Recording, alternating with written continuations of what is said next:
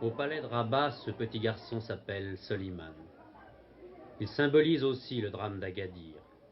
Orphelin depuis le cataclysme, il a été recueilli par Sa Majesté Hassan II.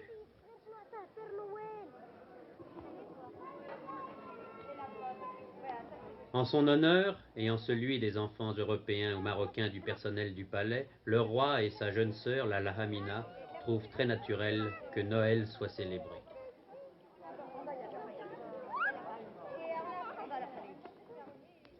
Mais c'est près de sa fille Myriam, née il y a 4 mois et qu'il accepte de présenter pour la première fois, que Hassan II passe ses rares moments de loisir. Tu as fait un effort, c'est quand même loin.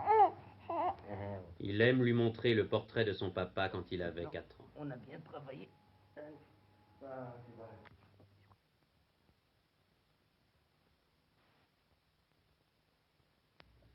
À 33 ans, Hassan II est l'un des plus jeunes chefs d'État du monde. Son pouvoir absolu, qu'il tient de la tradition et du caractère religieux de la monarchie chérifienne, le roi a compris qu'il doit l'adapter au temps moderne. La Constitution, adoptée le mois dernier par référendum, pour lui, ce n'est qu'une première étape. Il nous reste à organiser la démocratie, il nous reste à faire les élections, il nous reste à mettre sur pied la méthode et le cadre que représente la Constitution. Il nous reste à, si on pouvait employer une image, il nous reste à prendre notre ligne de vol.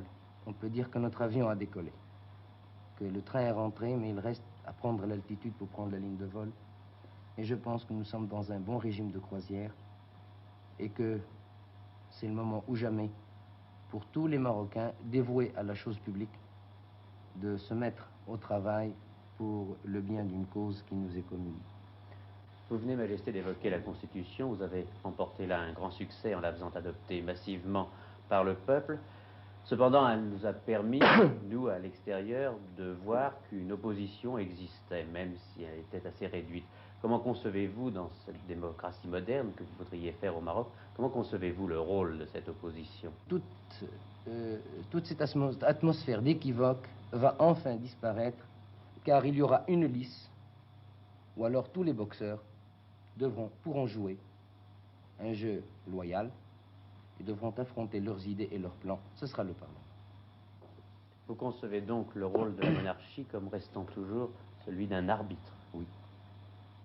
Monsieur Bouhabid, leader de cette opposition, nous explique quel doit être, selon son parti, le rôle de la monarchie au Maroc. Notre conception donc de la monarchie est une conception qui fait du roi le chef de l'État, le symbole de la continuité de la nation, mais qui laisse à l'administration, au gouvernement et naturellement aux institutions démocratiques la pleine indépendance de jouer et d'organiser le pays comme elles doivent pouvoir l'organiser conformément aux aspirations du peuple et aux aspirations des électeurs. Mais dans la Constitution qui a été votée, une assemblée est prévue. Et même si vous n'aimez pas cette Constitution, vous ne croyez pas que vous pourrez jouer enfin un rôle dans une assemblée politique? C'est fort possible, mais l'assemblée qui est prévue est une assemblée sans pouvoir. Nous ne serons pas en démocratie. En démocratie, c'est-à-dire dans une assemblée qui peut décider et qui a le pouvoir de décider. Non, nous serons dans une, si vous voulez, en atténuant les choses, nous serons dans une démocratie consultative. Si je vous comprends bien, vous semblez dire que la démocratie ne règne pas au Maroc. Et cependant, le fait même que vous existiez, ne prouve-t-il pas que le Maroc est une démocratie? Ça ne prouve pas que je vais exister longtemps aussi. Rien ne le prouve.